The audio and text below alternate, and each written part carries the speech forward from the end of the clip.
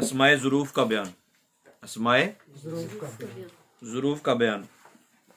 دیکھیں ایک چیز ہوتی ہے، ایک ہوتا ہے فاعل، کیا ہوتا ہے؟ ایک ہوتا ہے مفعول، فعل جو کام ہوتا ہے نا، ایک اس کو کرنے والا ہوتا ہے، ایک وہ ہوتا ہے جس پر کام کیا گیا۔ اچھا، ایک وہ جگہ ہوتی ہے جس جگہ پر فعل واقع ہوتا ہے۔ قتل ہوا ہے جی، قتل کیا ہے، زید نے عمر کو قتل کیا، کس جگہ پر قتل کیا؟ ایک وہ اسم ہوگا جو اس جگہ پر دلالت کرے، ایک وہ اسم ہوگا جو اس وقت پر دلالت کرے گا جس وقت میں یہ ہوا ہے۔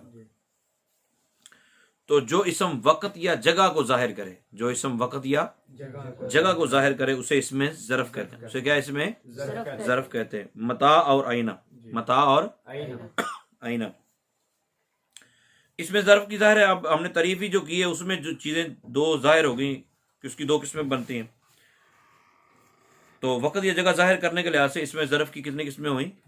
دو۔ کتنی ہو گئی؟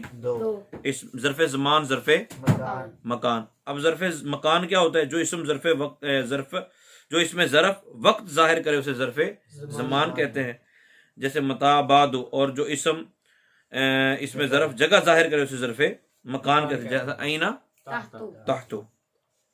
اب اس میں ظرف کی تقسیم نمبر 2، ایک تو ہی مکان اور زمان کے لحاظ سے، ظرف زمان اور ظرف مکان، اور دوسری تقسیم معرب اور مبنی ہونے کے لحاظ سے۔ اس میں ظرف کے معرب اور مبنی ہونے کے لحاظ سے بھی اس میں ظرف کی دو قسمیں، معرب اور مبنی، ظاہر دو ہی قسمیں ہوں گی۔ جس اس میں ظرف کا آخر بدلتا رہتا ہے اسے، اور جس اس میں ظرف کا آخر نہیں بدلتا اسے۔ تو یہ اسماء ظروف ہے، ان کا سبق نمبر کتنا ہے بھلا؟ نصاب النحو کا۔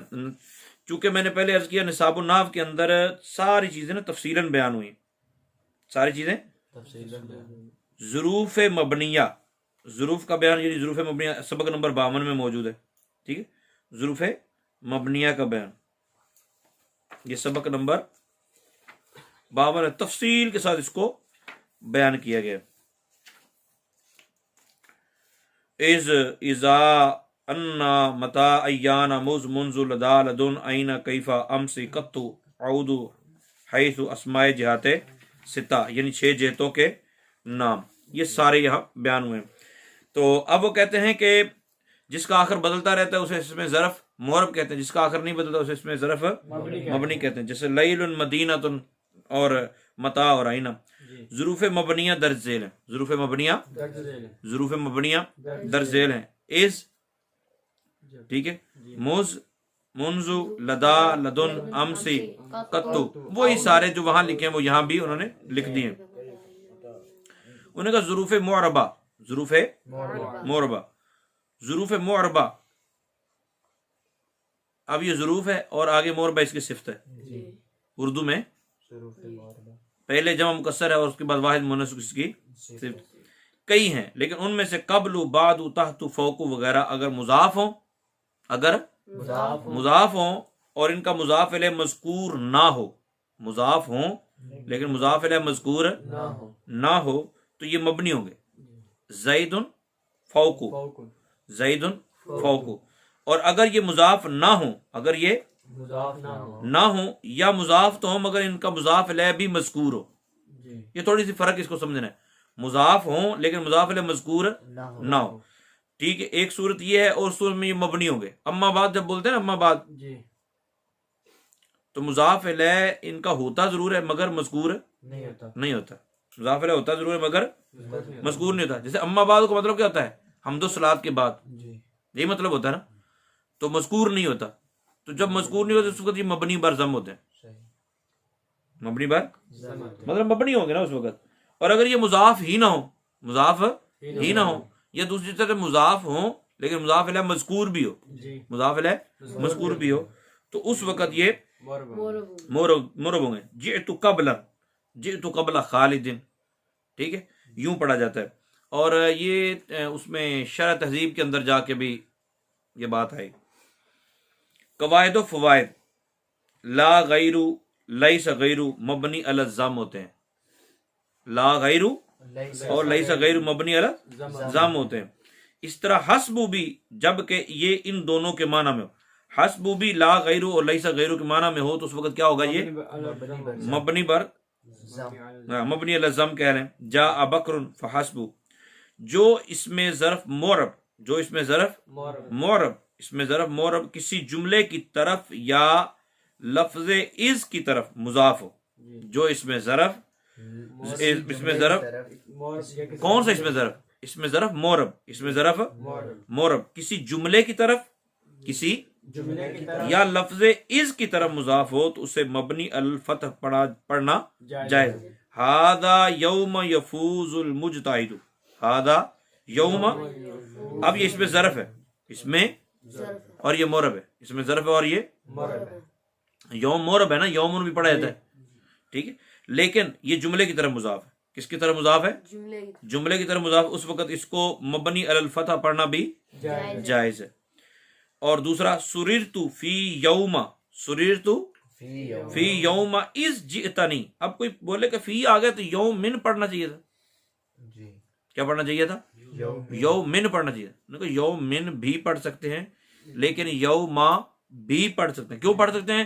کیونکہ یہ از کی طرف مضاف ہے. کس کی طرف مضاف ہے؟ اس کی طرف مضاف. مثلو یا غیرو کے بعد، مثلو یا غیرو کے بعد ما ان یا انا ہو، مثلو یا غیرو کے بعد ما ان یا انا ہو تو ان کو مبنی علی الفتح پڑھنا جائز. جائز کی صورت یہ ہے کہ اس کا الٹ بھی ہو سکتا ہے. قیامی مثل ما قمت، میرا قیام، میرا کھڑا ہونا اس کی مثل جیسا تیرا ہے. قیامی مثل ان تقوم، ھذا حق مثل انک تنطق، تو مثلو کیوں نہیں پڑھ رہے؟ ٹھیک ہے، پہلے میں مثلو قیامی مثلو کیوں نہیں پڑھا، قیامی مثلو کیوں نہیں پڑھا، مطلب خبر بنائے نا، تو مثلو کیوں نہیں پڑھ رہے؟ تو ہم نے کہنا ہے کہ یہ مثلو یا غیرو، اس کے بعد ما ان یا انا، ما ان یا انا ہو تو ان کو مبنی علی فتح پڑھنا جائز. آگے تمرینیں آگئی، اس میں ظرف اور اس کی قسمیں بتائیں. تو زمان و مکان کے اعتبار سے دو ہیں، ظرف زمان، ظرف مورب، اور مبنی اعتبار سے بھی دو ہیں. ظروف مبنیہ کون کون سے ہیں؟ ظروف مبنیہ کتنے ہیں جی؟ یہ ٹوٹل 15 ہیں جو ادھر لکھے ہیں. کتنے ہیں؟ اچھا، سوال نمبر 3، قبل فوق مورب ہیں یا مبنی؟ یہ بعض کا جب ان کا یہ مضاف ہو اور ان کا مضاف علیہ مذکور نہ ہو، مضاف ہو اور مضاف علیہ مذکور نہ ہو اس وقت کیا ہوتے ہیں؟ مورب مبنی ہوتے ہیں. اور جب مضاف ہی نہ ہو یا ان کا مضاف علیہ مذکور ہو تو اس وقت یہ مورب ہوں. لا غیر مورب ہے یا مبنی؟ پڑھ لا غیر مبنی علی الضم، نہیں لا لکھا. غیر اور لیسا غیر مبنی علی الضم ہوتے ہیں، جیسے جہاں سے غلطی کی آپ نے نشاندہی کرنی ہے. گروپ کے اندر جو احباب ایڈ ہیں ان کو بھی میں ایک بک سینڈ کر دوں گا، اس کے اندر بھی تفصیلی طور پہ سارے اس کی مشقوں کا حل جو ہے نا وہ سارا لکھا ہوا ہے، ٹھیک ہے. لیکن آپ نے انہی کے اوپر لکیر کا فقیر نہیں ہو جانا، اپنے طور پہ پہلے اس کو کریں، اگر حل ہوتا ہے تو ٹھیک، نہیں حل ہوتا تو آپ اس کے جا کے وہ جو حل شدہ مشق ہے اس کو دیکھ لیں. اچھا، پھر دیکھیں کہ آپ نے غلطی کیا کی تھی جو وہاں اس کا الٹ لکھا ہو، تو وہ غلطی اگر آپ کو مل جاتی ہے تو پھر بھی سمجھ آ گئی بات کی. اچھا، اس کے بعد تمرین نمبر 3 ہے، معنی پر غور کرتے ہوئے ظرف زمان اور ظرف مکان الگ الگ کیجیے. پہلے آپ نے خود الگ کرنی ہے، پھر اس کے بعد جو میں نے کتاب سینڈ کرنی ہے اس کے اندر دیکھنا ہے کہ میں نے صحیح کیا یا غلط کیا، تو آپ کو آسانی سے وہ سارا معاملہ حل ہو جائے گا. ٹھیک ہے، سبق نمبر ہے 20. سبق نمبر 20 نصاب النحو کے اندر کون سا سبق ہے جی؟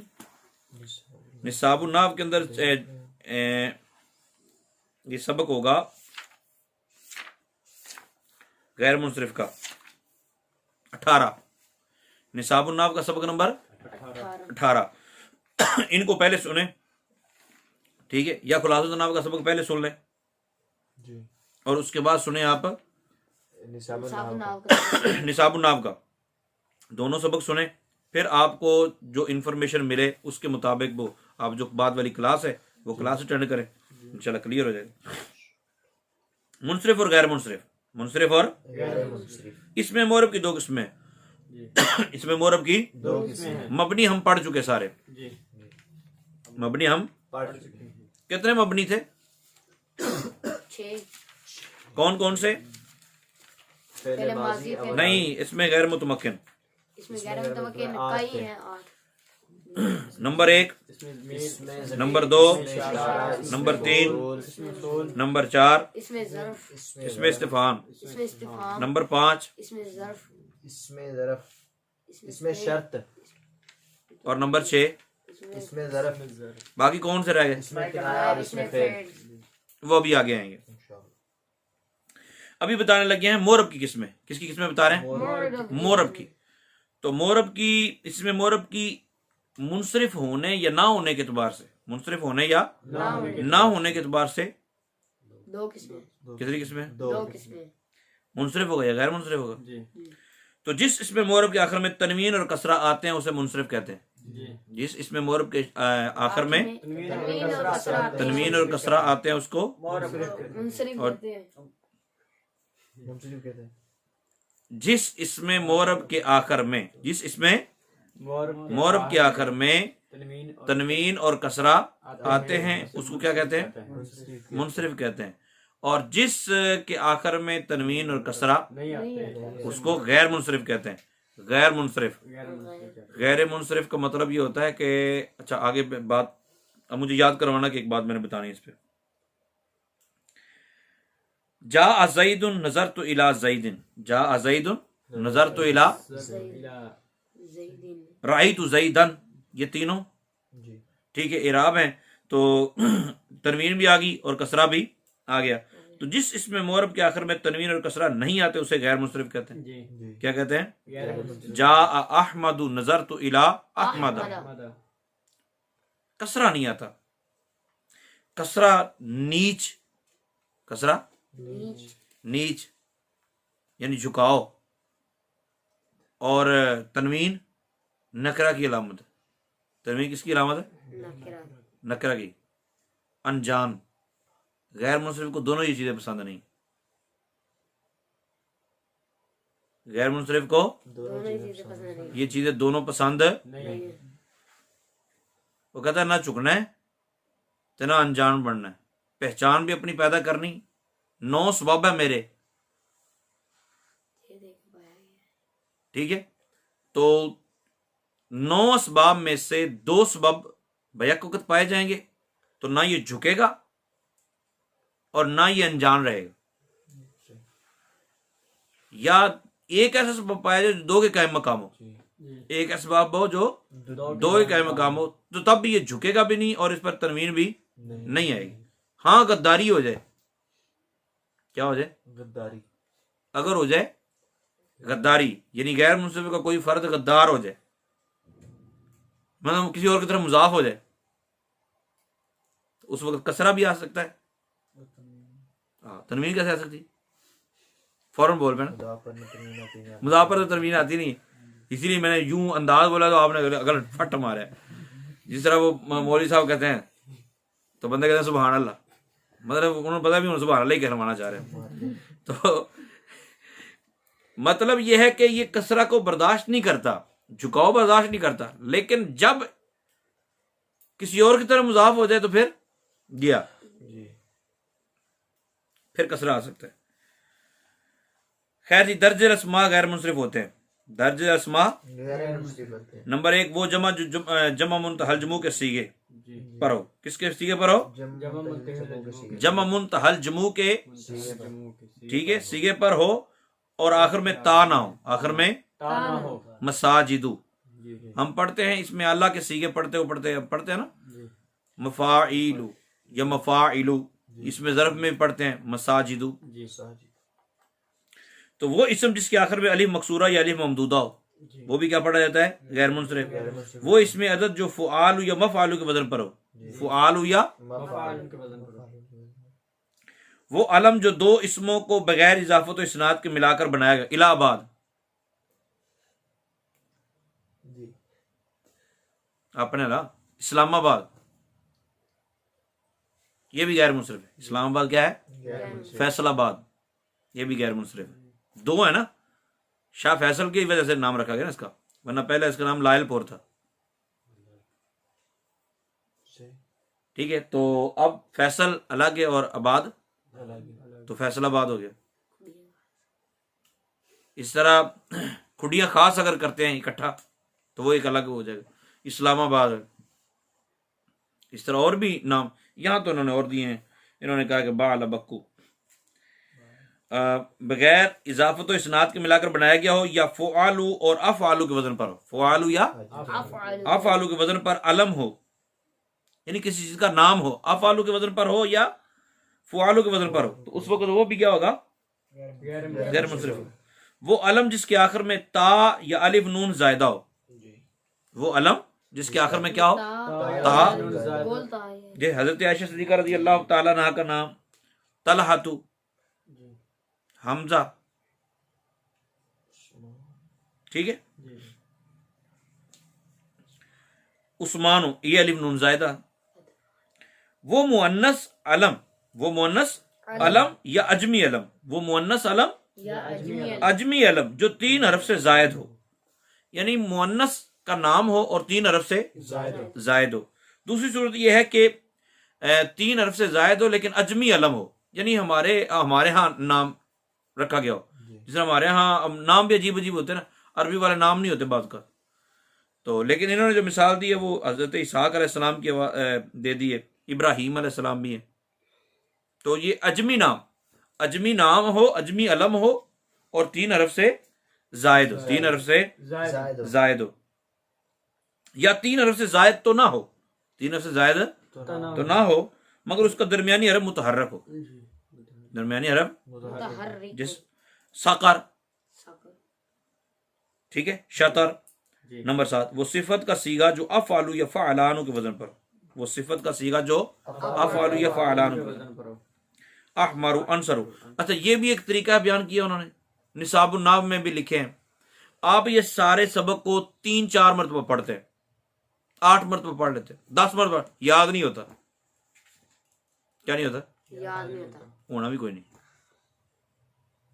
یہ رٹا لگا کے یاد نہیں ہوتا. رٹا لگا کے یاد کر بھی لیں گے تو بھول جائے گا. اس کا طریقہ کار کیا ہے؟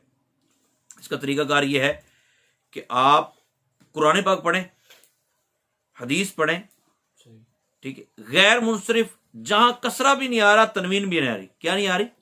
کسرہ بھی نہیں آ رہا اور وہاں ڈھونڈنے وجہ کیا ہے. جب پھر ادھر سے آئیں گے نا تو پھر پتہ چلا اچھا یہ غیر منصرف ہے. اس سے یاد کر سکتے ہیں، یاد کر لیں. نصاب النحو سے یاد کر سکتے ہیں، یاد کر لیں. نہیں تو جو پھر اجراء النحو کی کلاس ہوگی اس کلاس میں آ کے آپ پھر تو آپ کو ڈھونڈنا ہی پڑے گا. پھر مجبوری بن جائے گی کیونکہ میں نے سارے غیر منصرف اکٹھے کر کے بیان کر دینے کہ ابھی ان کو ڈھونڈو، اس میں کون کون سے اسباب پائے جا رہے ہیں، تو پھر یاد ہو جائیں گے انشاءاللہ. تنبیہ: غیر منصرف پر الف لام آ جائے، غیر منصرف پر یعنی وہ اپنا آپ کچھ بھی نہیں بکھا سکتا، اس کو معرفہ ہونے کے لیے الف لام کی ضرورت پڑ گئی. معرفہ ہونے کے لیے انہوں نے کہا جناب جی کسی کا سہارا لے لیا پھر چک بھی جاؤ. پہچان کے لیے یا الف لام کی ضرورت پڑ گئی یا کسی کے طرف اضافت کی ضرورت پڑ گئی. تو کہتے ہیں کہ ان دونوں صورتوں میں اس پر کسرہ آ سکتا ہے. ان دونوں صورتوں میں اس پر کیا آ سکتا ہے؟ مررت بالمساجدی یا مررت بمساجدکم. پھر آگے سوال دیے ہیں جی، منصرف اور غیر منصرف اسماء الگ الگ کر دیجیے. رجا منصرف ہے، کیوں؟ رجال اس پر تنوین آ سکتی ہے. کیوں آ سکتی؟ کیونکہ اس میں جو غیر جو چیزیں پیچھے بیان ہوئی ان میں سے یہ کوئی بھی نہیں ہے. غیر منصرف کی کوئی بھی وجہ نہیں پائی ہاں جاتی. جی، یہ پیچھے 7 چیزیں جو بیان ہوئی ان میں سے کوئی بھی نہیں پائی. نہیں ہے. دراہی، دراہی من پڑھ سکتے ہیں؟ نہیں. کیوں؟ کیونکہ یہ جمع منتہی جموع کا وزن ہے، جمع منتہی جموع کا وزن ہے. اس لیے میں نے کہا تھا نصاب النحو کا سبق سنیں گے تو پھر یہ یاد کرنا آسان ہو جائے گا. اس کے بعد آ گیا علماء.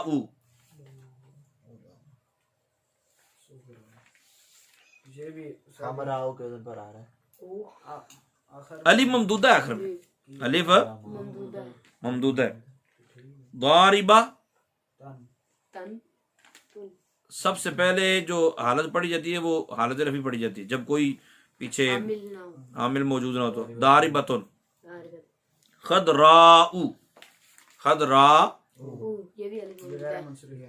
یہ غیر منصرف علی ممدود ہے. اساتذۃن ٹھیک ہو گیا جی. آپ خیر میں پھر عرض کروں گا کہ ایک مرتبہ غیر منصرف کا سبق صحیح طرح یاد کریں. ہاں جی وہ جو نصاب النحو والا ہے وہ آپ ایک مرتبہ سن لیجئے گا. اس میں بھی آگے سارے لکھے ہوئے منصرف اور غیر منصرف الگ الگ کیجیے. تو اس میں بھی آپ نے دیکھنے ہیں، یہ ڈھونڈنے ہیں. یہ غیر منصرف کے صفحہ نمبر 69 پر 69 پر لکھیں، اور خلاصۃ النحو کے صفحہ نمبر 53 پر لکھیں.